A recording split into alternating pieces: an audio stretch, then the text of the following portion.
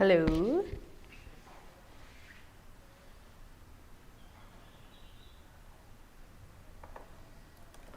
Buenos días todos. Good morning. Good morning in the morning. Hi. Hello. Say hi, guys, please. Hi, mister. How's everything going? I'm gonna add window capture. Oh, hold on. Okay, we're gonna wait like 2-3 minutes so that people start logging in. And meanwhile, I'm going to set these things up. Okay, window capture. PowerPoint. Okay, and precisely, that's exactly what I want. Totally what I want. Let me set my canvas up. That's interesting. It's humongous. It's huge. I don't know. Yeah, I have like different resolutions for one thing and for the other, but that's fine, I guess. Oh, that's my other thing.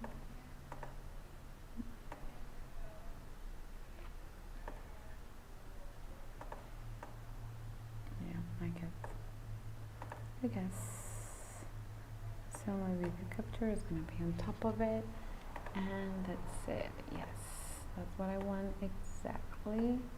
Now let me see if I'm getting that in the thing. Hello. Hi guys. Okay, we're going to begin, all right? I'm gonna send it to Amanda so that she can watch us.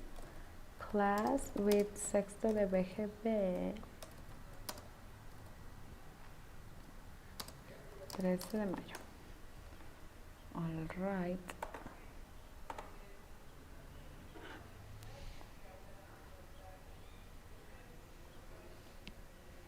Okie dokie. Valeria Garcia, Monsieur, can you please upload the PowerPoint? Oh yeah, I forgot to upload the PowerPoint presentation, but I promise I'm gonna write it down because otherwise I'm going to forget.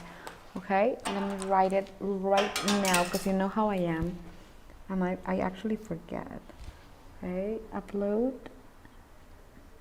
Cold War PowerPoint presentation. Hello.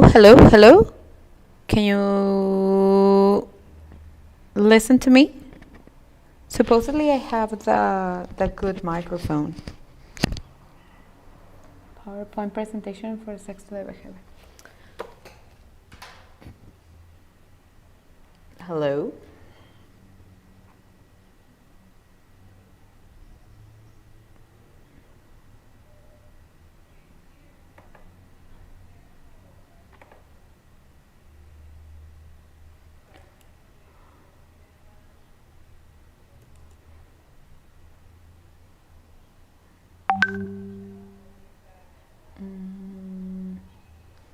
Okay, wait a second. I think we have Houston, we have a problem.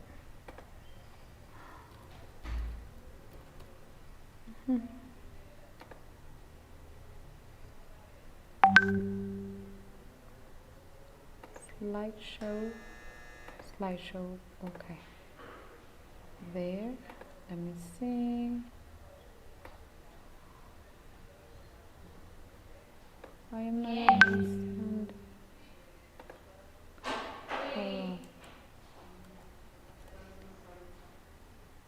I am having issues, guys. Hold on a second. Video capture, I'm on top of it. Why is my OBS on top of it? How weird. Okay, let me hide my OBS over here. Let us get everything set up.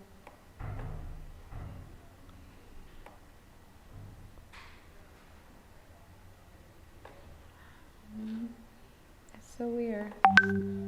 So weird that things are like on top of everything. It's not what I wanted.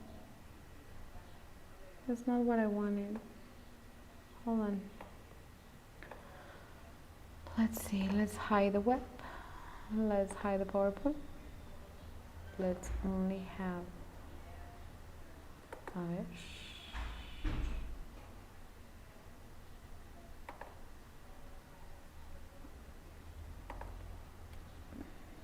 Yes, I finished.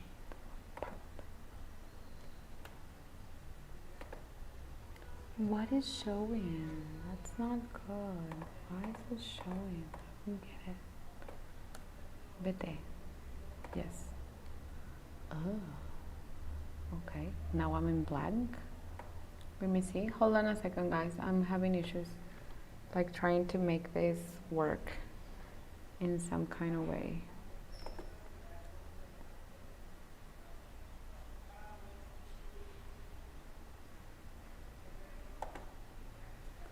Supposedly,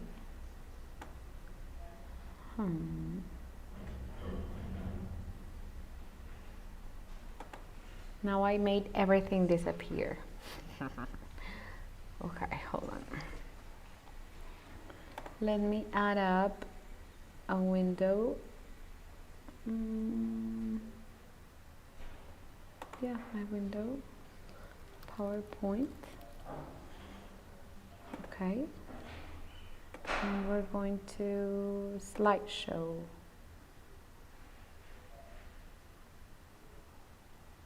No. Hold on.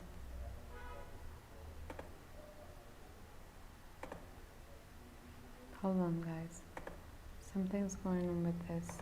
It's kind of like weird. It's kind of going weird. Cancel. Okay, now I'm good. I have nothing on my screen. You only see a black screen, right? Let me see. Ay, qué bonito.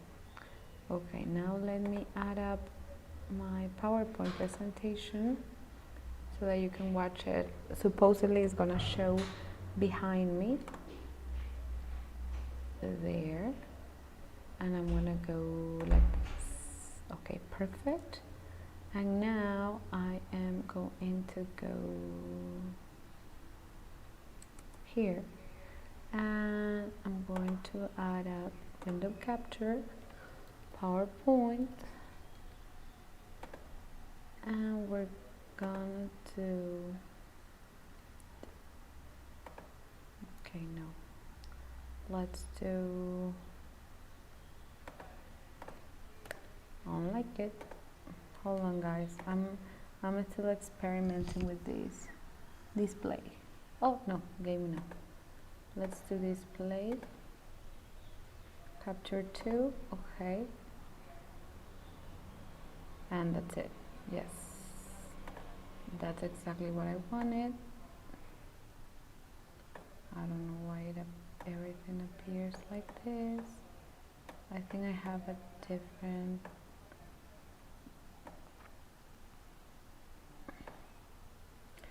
different, like display thingy, but it's okay. Oh, I can see. And now let me put myself on top of it. Okay, that's it. Now you can see me and you can see the presentation. Is that correct? And you can see my whole screen. So we're going to begin, right? Alrighty, guys. So let's begin with this class. We're going to talk about the Cold War, and as we already saw, and you have that homework that is due today about the Berlin blockade. All right. Now we're going to see the 3 hotspots of the Cold War. That could be that can be your topic. Okay, the 3 hotspots of the Cold War. Because if we were explaining that during the Cold War, we named it like that precisely because there was no open confrontation between the USSR and the USA. Well, that's not the most accurate term. for talking about this period of time. Okay, we talked about that very importantly. They had proxy and satellite countries. That means that even though they didn't confront each other, they were fighting each other, but through other puppet governments. You know, like in Korea, for example, we're gonna see the first conflict that happened from 1950 to 1953, and you have to pay very, very close attention because the homework for this week is gonna be about the three hotspots of the Cold War, namely Korean War, Vietnam War, and the Cuban Missile Crisis. All right?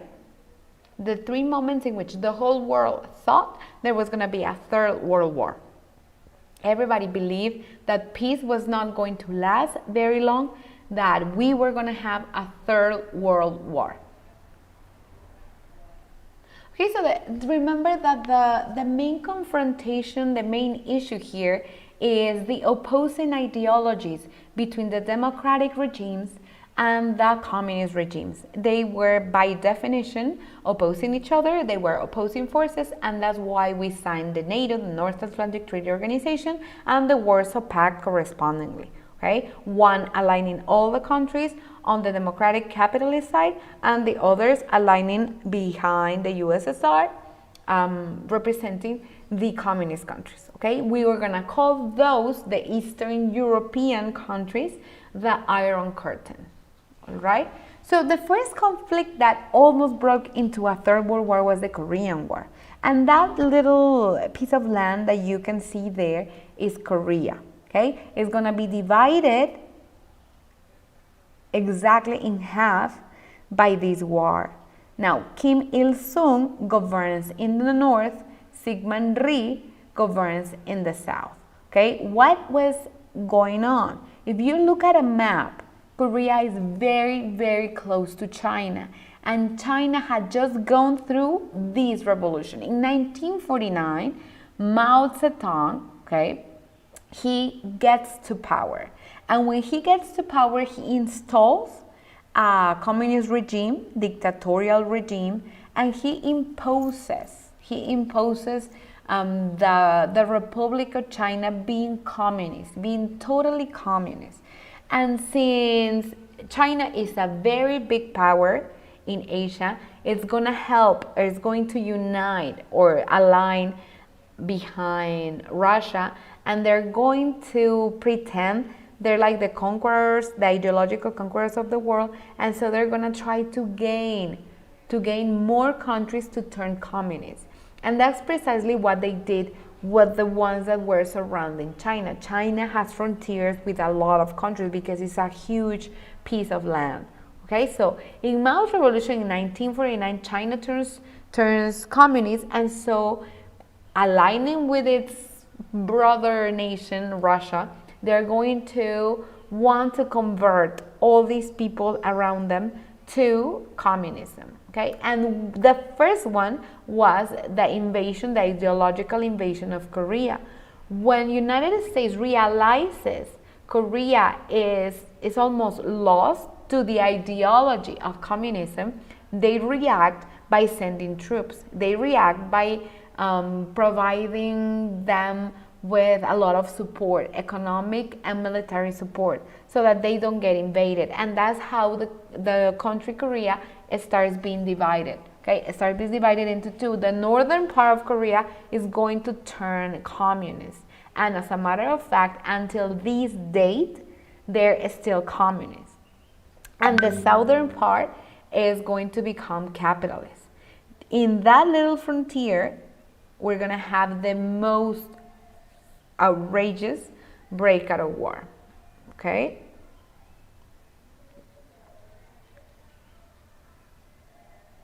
In any moment, you can ask me any questions, please. I'm going to look for the parallel, because I don't know if it comes in the presentation.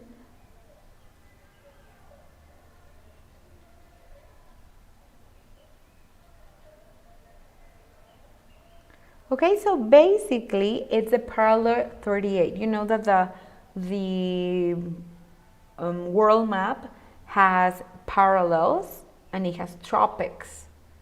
okay? And well, they serve us so that we can distinguish some temperature changes, some climates that are given at some parts of the distancing from the equator, and some of them blah blah blah, how they're very close to the Antarctica, and that's going to will give us a lot of information about climates and diversity, ecological diversity, animal diversity, and basically like the climate changes, okay? But and also the hour changes. So we have the parallels are like this in a horizontal logic, and the tropics are like this, okay?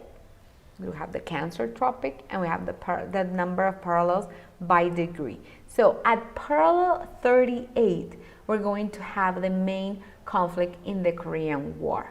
Okay, now here we have the prototype. A prototype is like the first one, the first conflict during this very important period of time, and we're gonna have the model of how the rest of the conflicts are going to break out. For example, the puppet government. It was very usual that when the United States would intervene in a conflict, they would install a puppet government. A puppet is like a un títere, right? So even though the president of the southern part of Korea had to be Korean, had to be a nationalistic, well, the reality is that he was in control of the USA government, right? Let me silence. Okay, perfect. All right? And well, as we explained, they were very afraid, the United States and its allies, they were very afraid of the domino theory. That domino theory stated that whenever a country would turn communist, then as a domino effect, the little pieces were going to clash against each other, and they were going to unleash like the crumble down of all the communist world. And they were very scared because communism was very strong back in those days. They were very, very scared, and they were very concerned that all the countries, the main countries, would become communist. And they had to stop it no matter what. That's why they even adventured themselves on their military to go to Korea, even though it was a unknown land. It was a conflict that obviously was not of their concern. And in spite of all these reasons for not going, they had the perfect reasons for not even like looking at the conflict. They decided to go and to intervene and to send American soldiers. And you know that people in America are very jealous of the soldiers. They only want to fight the fights that belong to them. They are not really much into like lending lives of their soldiers from their military to fight all their nation's war. And one of the reasons is because of these three conflicts, okay? So here it is, hold on. It's Amanda. Maybe she's entering our class in a few seconds. Okay, now, at the same time, we're gonna have the Suez crisis. Okay, we're gonna have the Suez crisis. Let me just check if we are...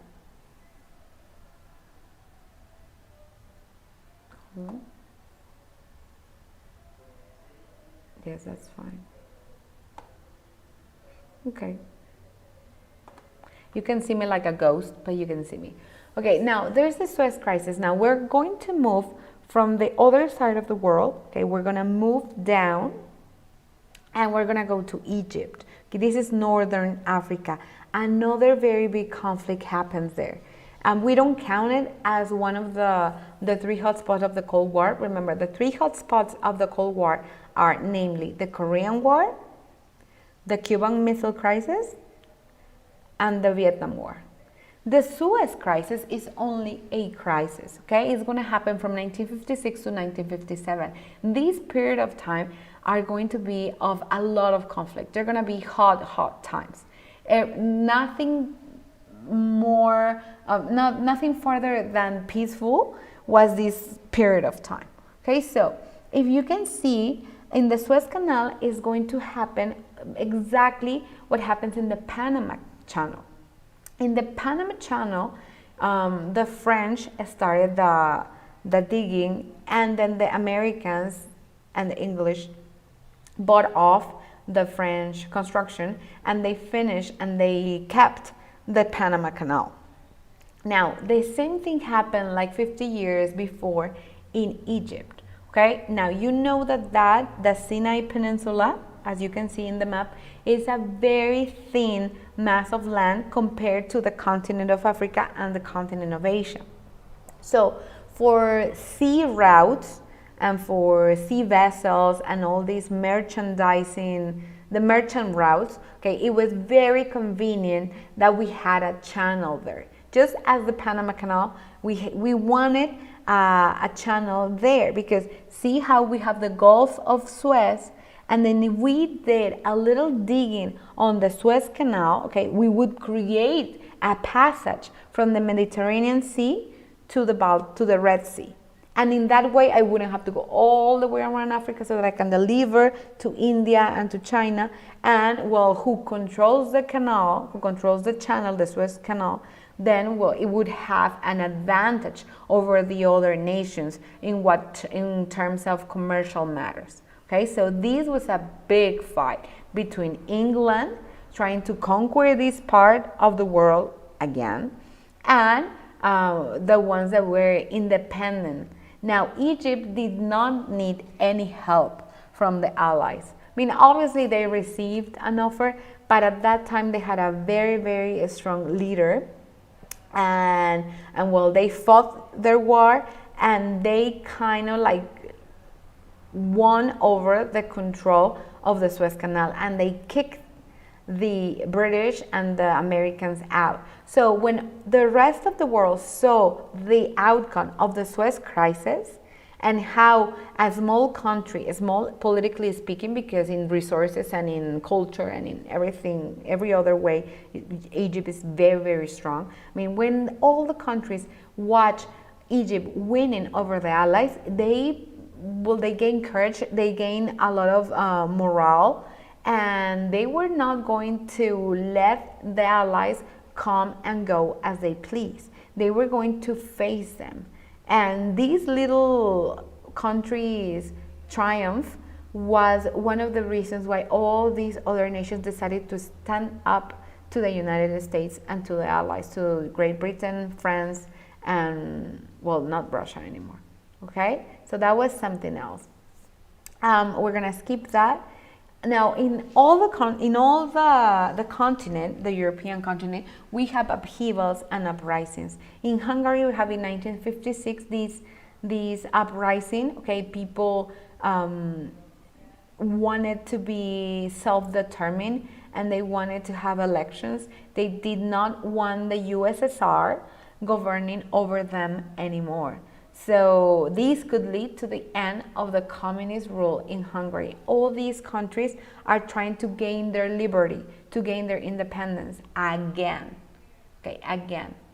And so that was one of the other iconic points in the Cold War. So we have the Mao's uprising to power. We have the first hotspot, which is the Korean War. We have the Berlin airlift, the blockade. We have the Hungarian uprising and the Suez Canal crisis. Okay, and now in the arms race thingy and the space race, we're gonna have that the first ones that got in outer space were the Russians, and that's gonna hurt, but with real pain, the United States pride. Okay, they're gonna be very, very jealous of their advancements, especially in the space race.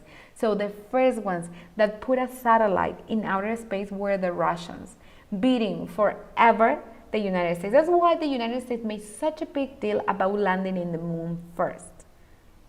Even if it's true, if it's a conspiracy theory, if Neil Armstrong did exist, or he was a hologram, I mean, we don't know for sure anything, okay? But the thing is that they took these very, very, very seriously.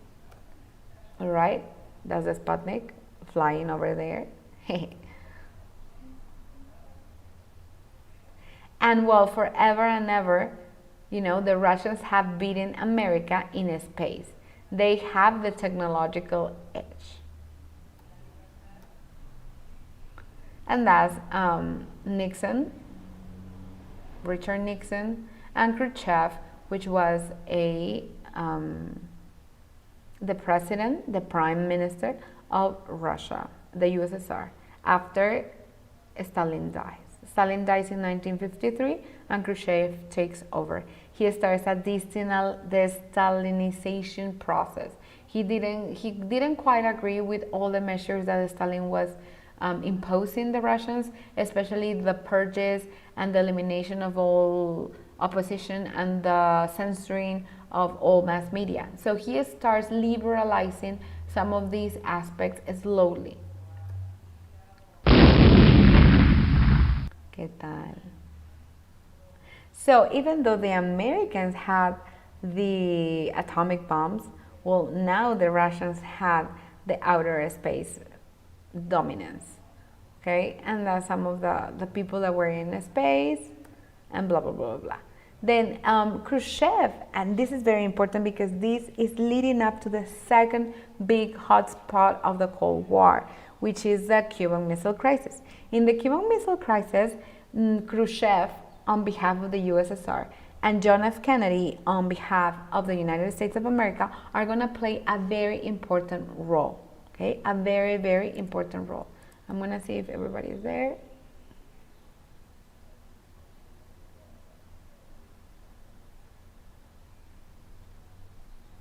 The guy from South Korea is, hold on.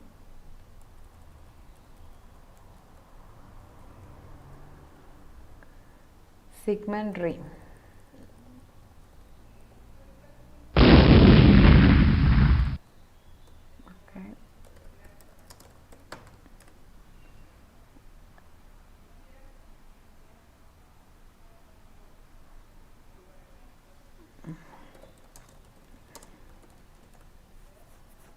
Okay, I'm gonna have to be turning back and forth to the YouTube admission so that I can see what you guys are commenting, and then I'm going to turn back here because I don't know, for some reason that I cannot like have everything in my screen because I'm sharing my screen, and so on and so forth. Okay, so we were saying that John F. Kennedy and Nikita Khrushchev are going to be very, very important protagonists of the Cold War, especially for what is building up to the Cuban Missile Crisis. Okay. So they meet to discuss in Berlin and the nuclear proliferation. People were very concerned. NATO and the Warsaw Pact and all these other international organizations, they were very, very concerned about the routes or where this space race, not the space race, the atomic and the nuclear race was going to lead the world. Because in any moment the arms, the weapons were topping each other. They were maximizing the destruction power. Technology was advancing undeniably. However, it was for destruction, for mass destruction. And the most powerful thing, or the most desirable thing, was discovering a new weapon or a more powerful killer weapon. So our objectives, our goals were kind of creepy. So they meet to discuss this international war. Every country in the world was wondering if at the click of a button, these two nations had the destruction, the control of destroying all the world. Okay, so Khrushchev is like 25 years older than JFK, and that's why our presentation says that he thinks that JFK is much, like way young for the pose that he is trying to play. Now, in America, a lot of people remember that this is the time of the espionage. So a lot of people were jealous, they were suspicious of JFK. For one reason, I mean, it's a very dumb reason. Right now, it wouldn't be a concern. But back in those days, whatever thing that made you suspicious would actually bring you trouble. So JFK was Catholic, and people were joking, and they were suspecting that he had a very close tie with the Vatican. And so they were very doubtful of him. And some people say that because of that, because of the good of the nation, they sent somebody to kill him. As you know, he's one of the presidents that doesn't finish his administration because he gets killed in Houston. Okay. And so Nikita Khrushchev, well, a story is told in this way. I'm sorry, guys. I got a sore throat. So I've been in class during the whole morning, and so my throat gets a little bit resentful. Okay, so Nikita Khrushchev obviously has way far more experience than JFK, and so he believes that JFK can be overrun. Can be overrun means that, well, that he's not gonna do anything, that he's like a weak character, that we can play with him for so many reasons. And that is not true. He's gonna be a very, very good one. In 1961, the Berlin Wall goes up. Before the Berlin Wall, we had these little posts where military people were taking care of people not going from one side to the other in Germany, to Western Germany to Eastern Germany. And so, well, now we have a lot of checkpoints along the frontier, and we build up the wall. Ich bin ein Berliner. I love being from Berlin. That's a visit of President Kennedy in Berlin and trying to make things more peaceful.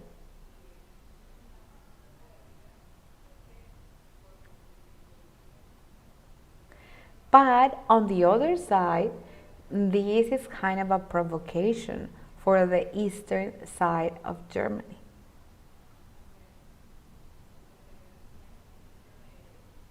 Because the United States represented all this development and economic freedom and absolutely no boundaries. And so, well, the communists that had their people under a lot of control, they were very suspicious of the Americans and of the Western European powers in general.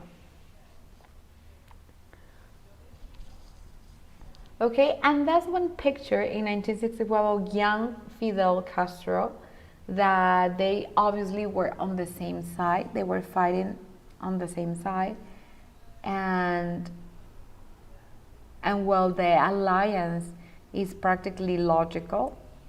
And so, in 1961, we're going to have one episode that's going to lead us to what we're going to talk about, the second hotspot of the Cold War, the Bay of Pigs debacle. Okay, so here's the Bay of Pigs, and we have hold on, guys. Hold on a second. Hold on, guys. Something is leaking here.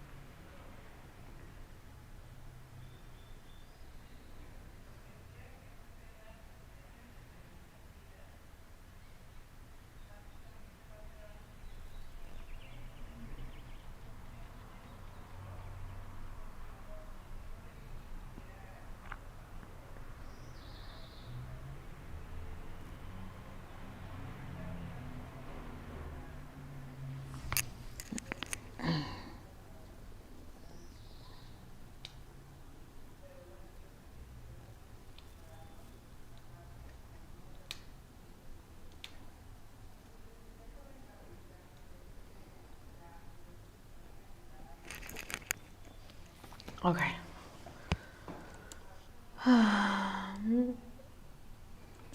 Okay, guys, so what's going on in the Bay of Pigs? Now, before the Bay of Pigs happens, we have, well, Fidel Castro gets to power, okay? Now, I don't think you know deeply the history of Cuba. We don't need to know that. The only sufficient knowledge that we need to have for Cuba is that before, like 1930, 40 something, it was governed by this guy, which last name was Batista. okay? And he had a dictatorship, and he was serving the United States. At the end, United States wanted Cuba to be kind of like a Puerto Rican, another Puerto Rican island. However, they were not going to give him the rank of being a state. It would only give them, they would only give them like to be a part of the Commonwealth. However, well, some people say it was the casino of the United States. Like Havana and Cuba, the island of Cuba was the casino. And so United States control in a very despotic way the economy based on sugar exportation and cultivation of Cuba. They were controlling that. And so people in Cuba were very, very mad at that abuse, because it was obviously abuse. It was like having Cubans as slaves and then taking everything away from them, just like it happened in Panama. You know, like you go there and you make people from their country work, but then you take all the money out of their country and you never give them the status of equals to you. So something like that happens in Cuba. And so that's why Fidel Castro, Raúl Castro, and El Che Guevara are so famous. They were meeting here in Mexico and they did a conspiration to take over the Havana and to take over Cuba. So they succeed, and from that moment on, Fidel Castro becomes the great dictator of Cuba. All right? Because he is the one that frees the land from the imperial power, the unwanted imperial power.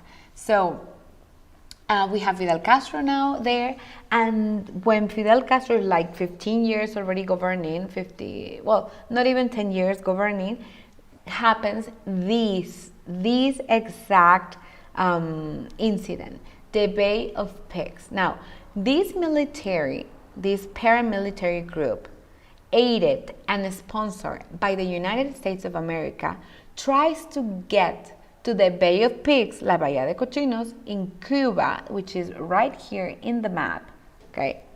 And they want to get to Havana so that they can debacle Fidel Castro and his government, and they can retake the government of Cuba.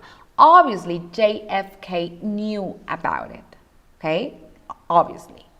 However, this is going to be very controversial. That's why they don't succeed.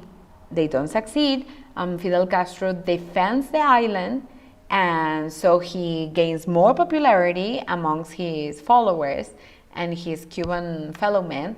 And now he is all empowered in the island, and people are willing, like 3, 4, 5 times, whatever it's needed, to die for their leader. And now, in that moment, the Cuban Missile Crisis happens.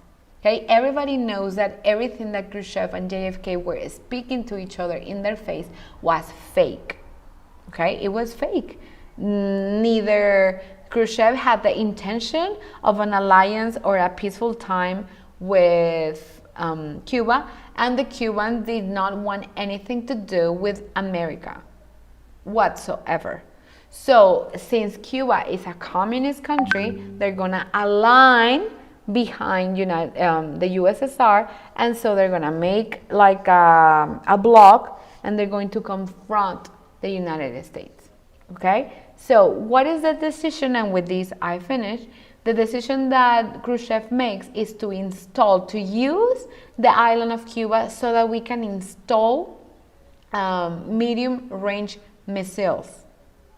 That is to make Cuba a military base of Russia.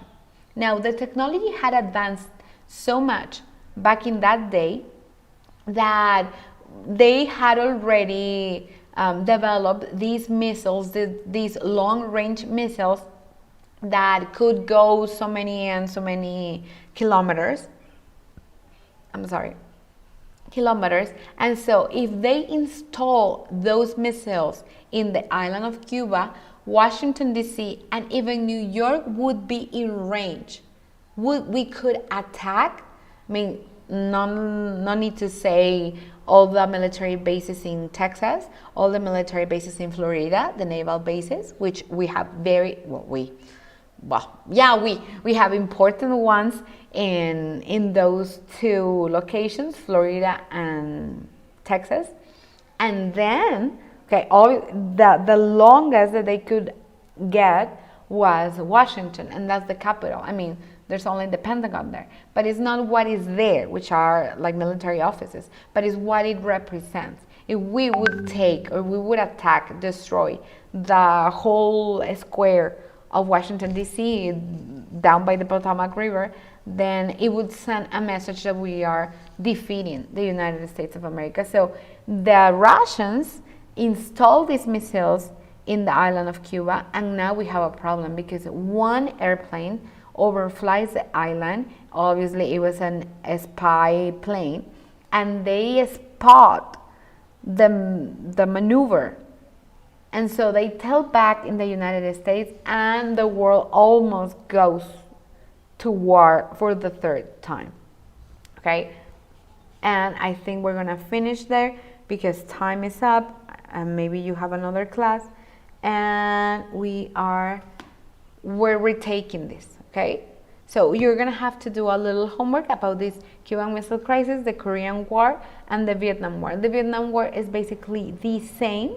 Okay, we're going to have now in the 38th parallel,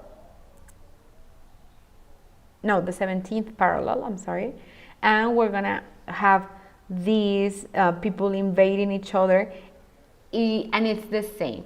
It's the same. China is right above all these countries, Thailand, Laos, Cambodia, Vietnam, and so they want Vietnam to become communist. Vietnam doesn't want to. They resist. The United States knows that they resist, and so that's why they send some military aid to South Vietnam so that they can contain the communist advance, and so on and so forth. Exactly the same as happens in Korea. Okay, but this one is the latest one. This is from 1965 to 1973. All right. So, do you have any questions, guys?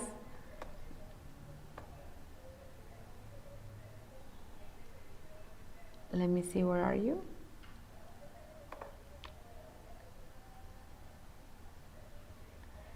If you have no further questions,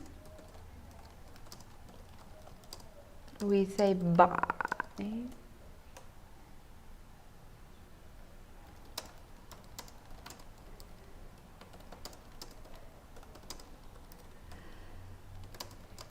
If you have like 30,